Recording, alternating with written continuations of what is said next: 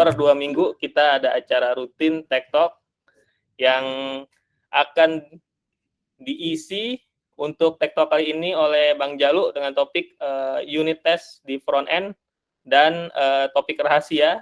Untuk yang ngerti silakan baca Koreanya dari Bang Fahmi. Ntar kita langsung dengerin aja. Sebelumnya nih ada sedikit pantun nih. Hujan-hujan jalan ke kota, ada petir kita lari ke rumah. Sore-sore kumpul bersama, dengerin Tech Talk biar ilmu makin nambah. Nah, buat teman-teman yang belum tahu nih, unit test itu apa? Biasanya kan unit test itu buat ngetes fungsi ya, buat ngetes fungsi. Yang biasanya itu outputnya jelas gitu ya. Tapi sekarang jadi misterinya adalah bagaimana kita unit test di front end, yang kita biasanya ngecek pakai mata. Nah, langsung aja kita sambut pembicaranya, Bang Jalu. Silakan, dipersilakan waktu dan tempat. Terima kasih, Mas Irfan. Biasanya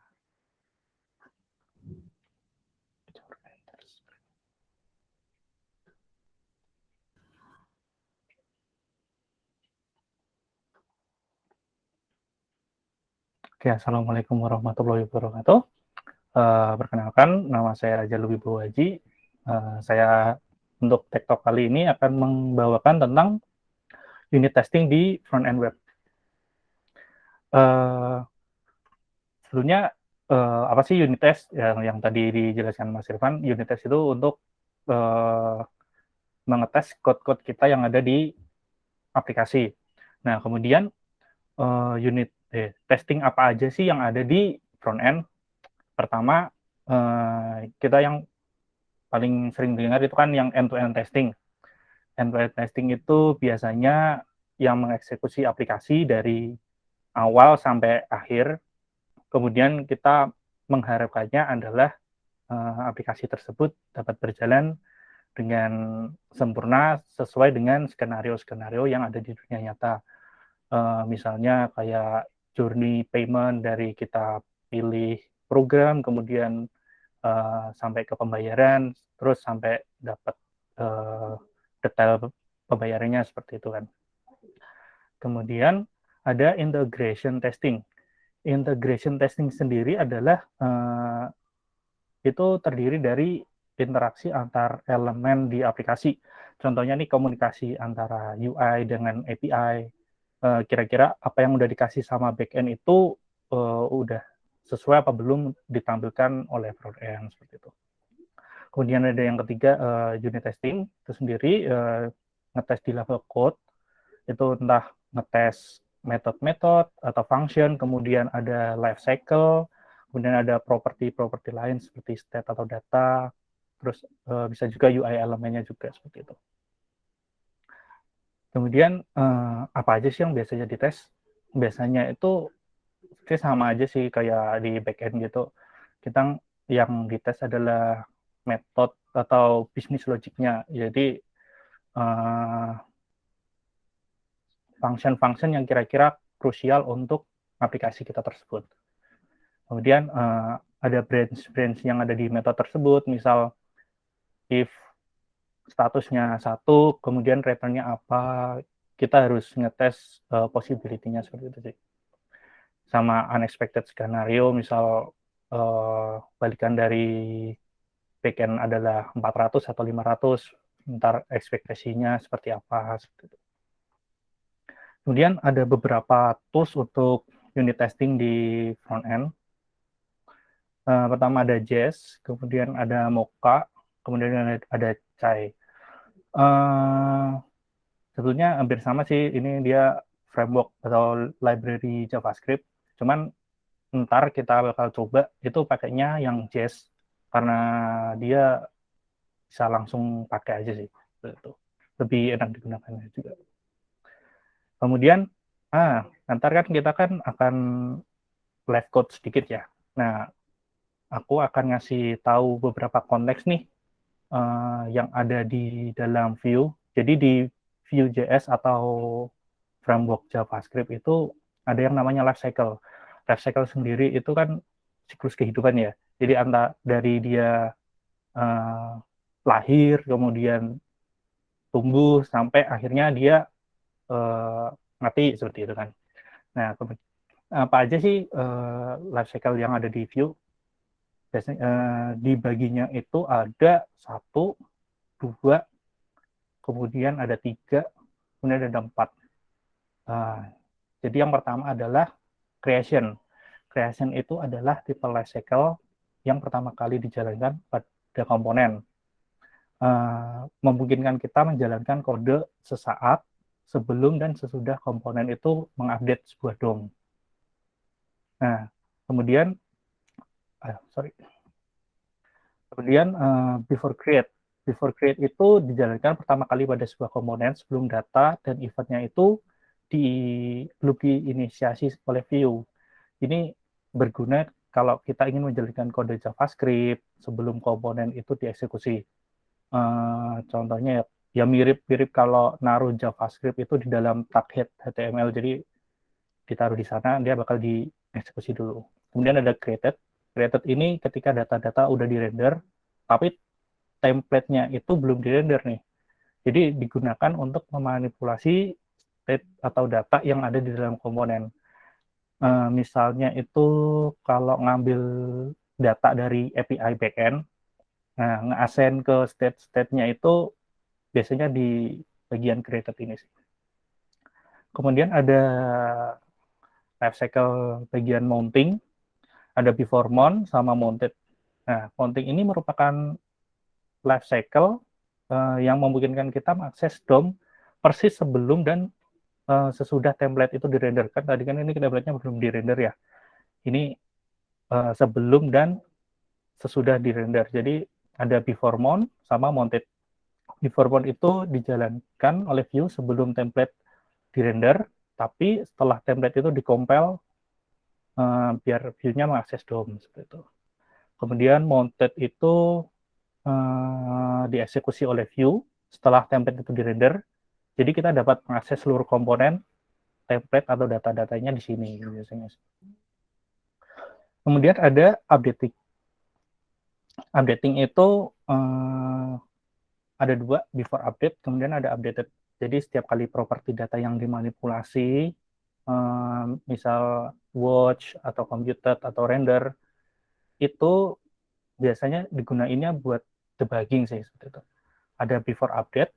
Before update itu ya sebelum itu dieksekusinya biasanya ketika ada update, tapi DOM-nya itu belum dirender. Jadi ini di before update, kemudian updated itu setelah dirender, baru ininya jalan seperti itu. Kemudian yang terakhir ada destruction. Destruction ini memungkinkan kita untuk melakukan action, trigger, dan event sesaat atau sebelum dan sesudah sebuah komponen dihilangkan dari sebuah DOM. Itu ada 2, yaitu before destroy dan destroyed. Jadi before destroy ini biasanya dieksekusi sebelum instance-nya dihancurin sih. Contohnya itu kayak kalau misal kita keluar dari page, nah misal back atau pindah halaman itu ntar ada pop-up yang muncul. Biasanya itu di antara ini sih before destroy ini sih. Dijalaninya seperti itu. Kemudian kita akan coba melihat sedikit gimana sih caranya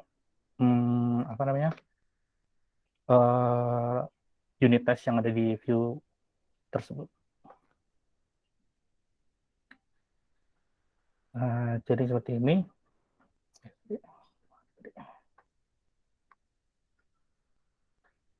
Jadi aku punya sebuah aplikasi, itu namanya, aplikasinya itu sebetulnya dia hanya memunculkan alert.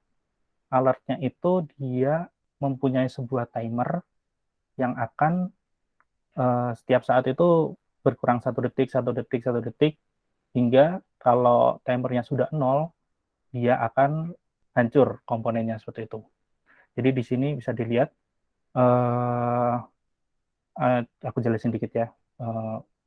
Jadi ini if is destroyed berarti dia akan dirender jika is destroyed-nya adalah true.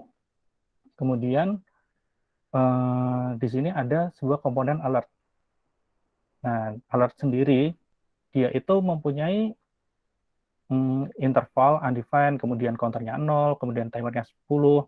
Nah, tadi kan kita kan ada life cycle namanya mounted ya. Mounted itu kan ketika komponennya komponennya data, komponennya ke render. Nah, sorry, ketika ya template-nya di render. Jadi di sini dia akan mengurangi sebuah counter, menambahkan sebuah counter. Nah, ketika counter itu adalah sebuah timer, dia akan ketika counter tersebut sama dengan sebuah timer, maka dia akan mendestroy komponen ini. Nah, kemudian setelah terdestroy, dia akan masuk ke sini nih, before destroy. Dia akan meng-clear intervalnya, kemudian dia akan men-trigger change data. Change data itu apa? Change data itu, kita kembali ke sini, dia akan mengeksekusi metode yang ada di parent tersebut. Kemudian setelah itu dia akan masuk ke dalam lifecycle destroyer, kemudian template ini akan hancur seperti itu. Kalau dari code memang nggak kelihatan ya, mungkin kita jalanin dulu biar lebih enak. Nah, jadi seperti ini, di child komponen will self-destruct. Nah, ini dia akan destruct dalam 4, 3, 2, 1. Nah, kemudian child komponennya adalah gone. Nah, kali ini kita akan mencoba buat nge-create sebuah unit test untuk aplikasi ini. Nah, kalau di tes ini saya sudah buat ini. Terus apa sih baca?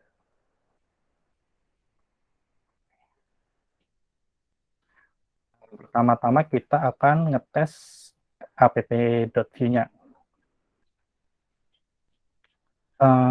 Jadi pertama-tama waktu ngetes view itu ada namanya import shallow mount dan mount. Nah, bedanya apa sih shallow mount dan mount? Kalau mount itu dia bakal ngerender semua komponen yang ada di sini. Misal dari app.view ini. Kalau shallow mount bedanya dia akan membuat sebuah placeholder. Jadi kita itu nggak bakal bergantung pada komponen-komponen yang ada di dalam sini, komponen third party. Misal ini import alert view ini kita nggak bakal bergantung ke situ sih. Jadi kita kali ini akan menggunakan shallow mount aja. Kemudian sebelum itu kita akan describe testing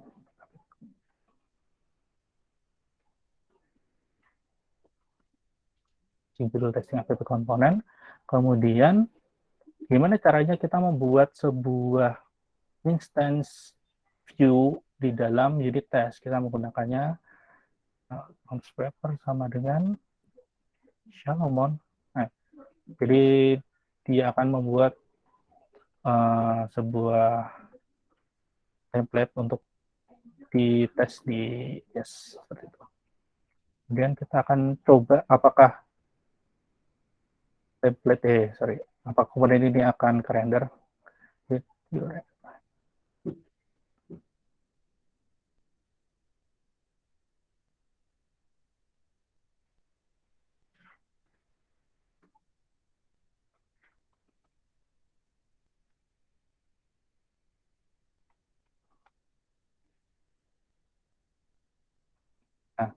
Nah, jadi kalau tesnya kan gampang aja ya, bisa langsung dibaca oleh orang awam juga. Jadi expect wrapper itu apa? Jadi komponen app tadi, apakah eksis? Jadi kalau eksis, apakah wrapper itu eksis itu adalah true? Kita akan coba.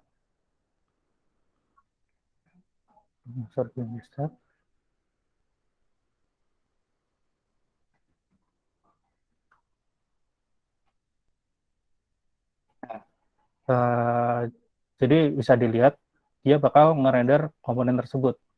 Tapi tesnya masih gini aja nih. Padahal untuk sekolahmu sendiri kan kita unit test juga butuh coverage kan. Jadi untuk coverage sendiri kita bisa menggunakan sebuah ini di CLI-nya, collect coverage. Nah, dia nanti akan membuat sebuah coverage.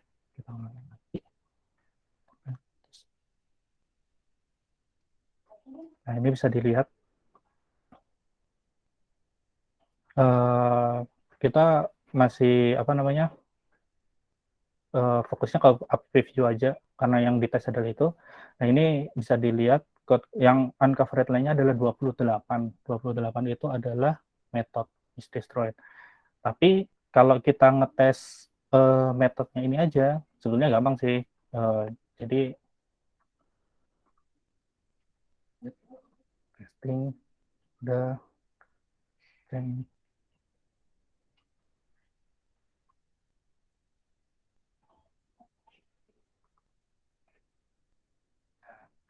caranya itu adalah kita nge-invoke sebuah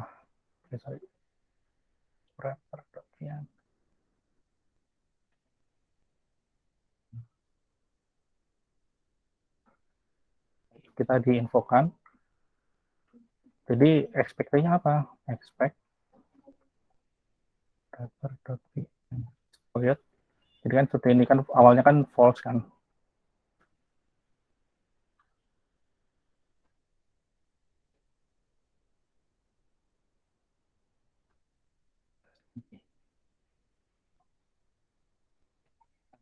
Kalau kayak gini aja sebetulnya code-nya udah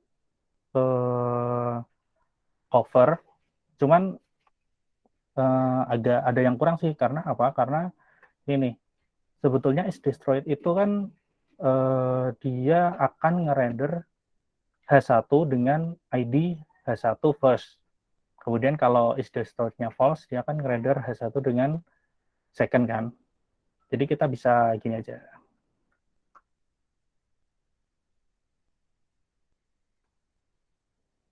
Wrapper dot find komponennya.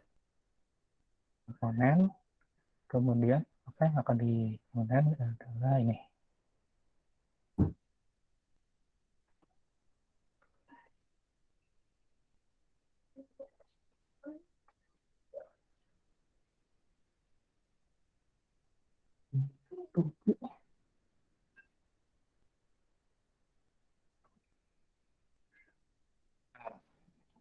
Kan seperti ini. Kita akan mengekspektasikan komponen H1 second to be true karena is destroyed-nya adalah false. Kemudian jika wrapper change is destroyed ini diinvoke, ekspektasinya adalah H1 second ini akan hilang kan seperti itu. Kita bisa seperti ini.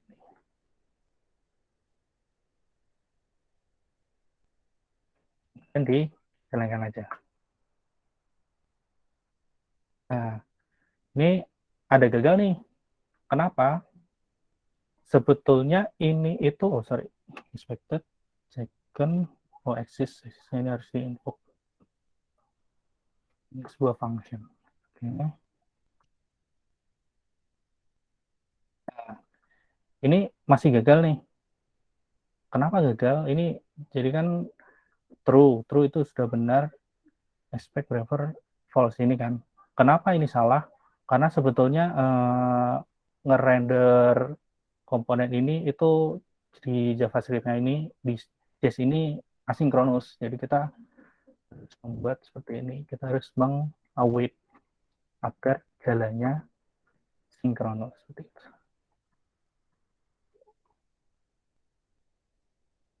Nah, kemudian ini bisa dilihat render komponen, kemudian testing yang is destroyed. Kemudian untuk test coverage-nya adalah 100. Kemudian kita akan ke satunya.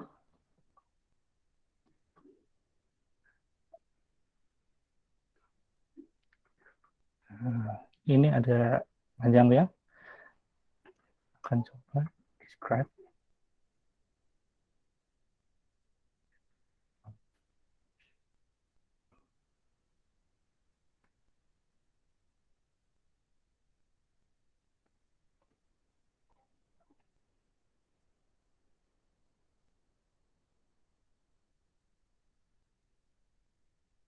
akan coba it di render.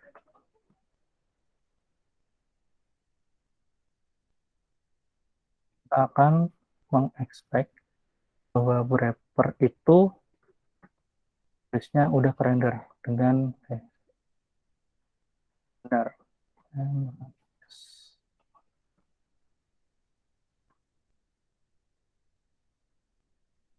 Oke, ini udah berhasil ya. Kemudian kita akan mencoba untuk ngetes nih, karena ini mounted, jadi life cycle mounting sama creating itu nggak dijalani di sini, udah otomatis dijalanin sih. Jadi di sini itu setelah mounted. Jadi kita ngetes saja karena ini pertama intervalnya undefined, kita harus ngetes apakah intervalnya itu udah ada isinya seperti itu, udah di define. Jadi kita akan ngetes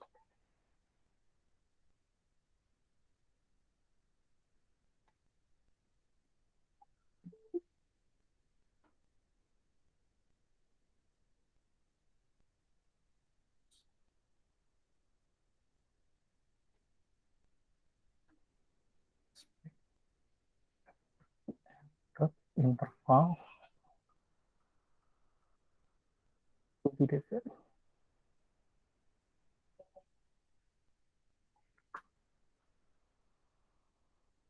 Nah, berarti kita udah tahu nih, jadi interval itu udah ada isinya nih, udah di define.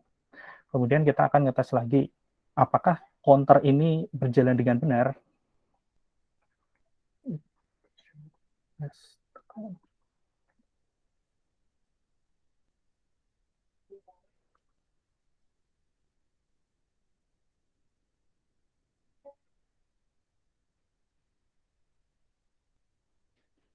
Jadi kan awalnya kan counternya kan 0 nih.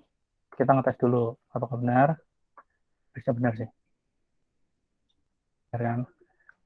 Nah, cara ngecepetinya kita bisa menggunakan tools dari apa namanya?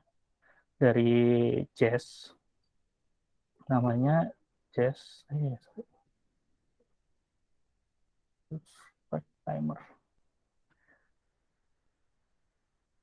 Nah, ini dengan ini kita bisa menggunakan ini.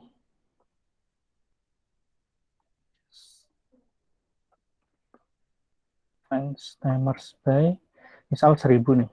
Sorry. Nah, kita akan ngetes nih counter.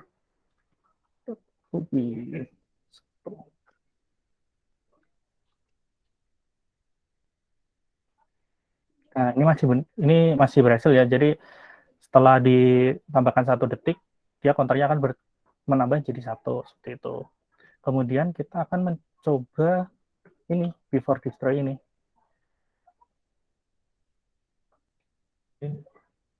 Show as before destroy. Pertama-tama kita akan spy. Jadi kita akan memata-matai si before destroy ini.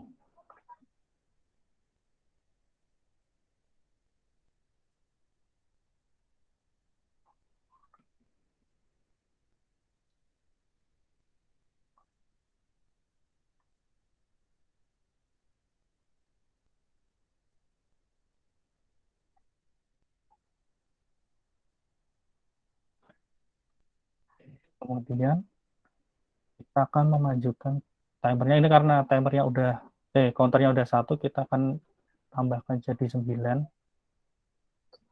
Nah, kita akan mengexpect bahwa spy before destroy itu sudah dipanggil. Nah, ini sudah dipanggil ya. Jadi ketika sudah 10 detik dia akan destroy. Kemudian bener nggak sih ini destroy before destroy-nya itu udah kepanggil beneran? Kita bisa ngetes limitnya ini expect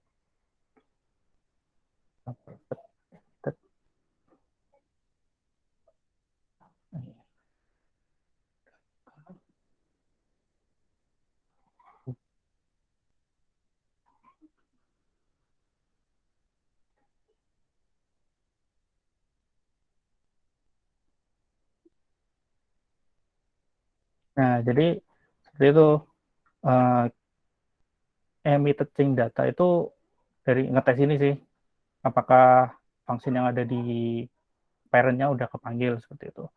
Nah, yang terakhir kita akan ngetes apakah benar-benar udah hilang nih.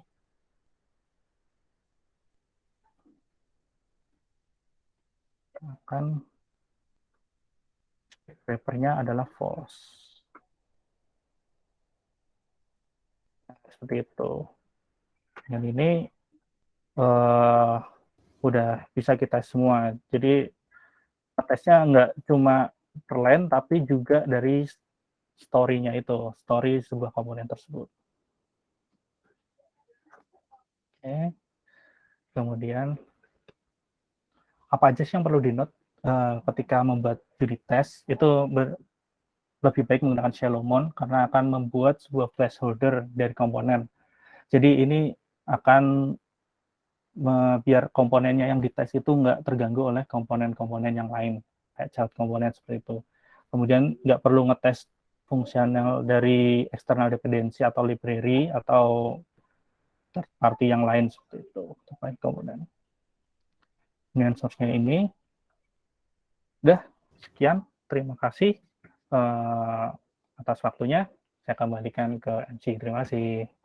Oke, terima kasih Mas Jalu. Mari kita berikan apresiasi tepuk tangan yang meriah buat Mas Jalu. Thank you banget ilmunya, sangat bermanfaat. Mungkin bahkan perlu sesi terpisah nih buat teman-teman front end belajar lebih dalam lagi nih. Mungkin bisa satu pertanyaan kali ya. Ada satu pertanyaan nggak nih? Sebelum waktunya berlanjut ke Bang Fahmi.